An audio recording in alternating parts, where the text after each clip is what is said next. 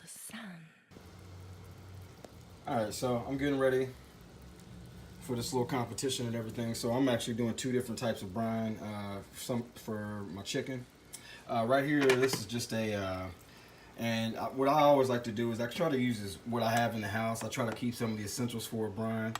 When I say these ingredients, it's going to sound kind of crazy with the direction I'm going, but it's not really that serious. It's really just most importantly, not even for flavors. Definitely, it's going to be there, but most importantly to kind of get this chicken a lot juicier and just to make it juicy through the whole process when we actually grill. So what I did here is I just kind of filled my pot, with water. You can do distilled water if you want or whatever, that's fine, or tap is fine.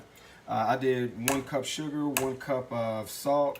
I did, I'd say maybe about a 1/4 cup of peppercorns up in here. I have, you can use yellow onion, white onion, whatever. I had a red onion in here, so I just used kind of like the rougher piece of that.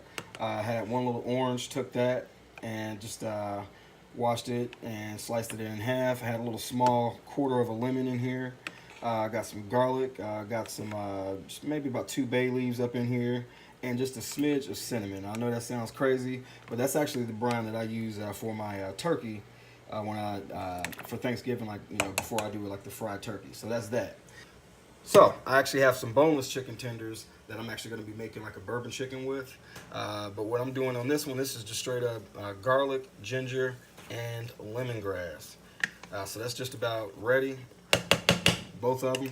And I like to cook it until everything is just, kind of soft. So once this garlic is like really, really soft up in here, then I'll go ahead and stop that. So that's it, man. Once I get everything to where I want it, I'm gonna go ahead and let it cool down. Go ahead and hit this bad boy with some ice. Make sure it's all the way cool before I pour it over my meat. Let that sit overnight. Boom. All right, so here's another little tip and trick here. So I have my brine, it's done and everything, but I'm trying to actually cool it off. I don't have a lot of room in my refrigerator because I got a lot of other stuff going on for this barbecue. So what I'm actually doing, I just turned the AC on. I have this covered, and I have another one over on another AC vent as well too in the house.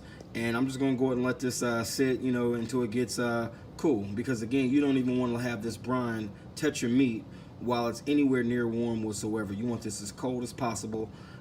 So while your meat, which is cool and cold, you still want that to be, at that same temperature as well too, so it can brine and not actually go into the cooking process. Boom.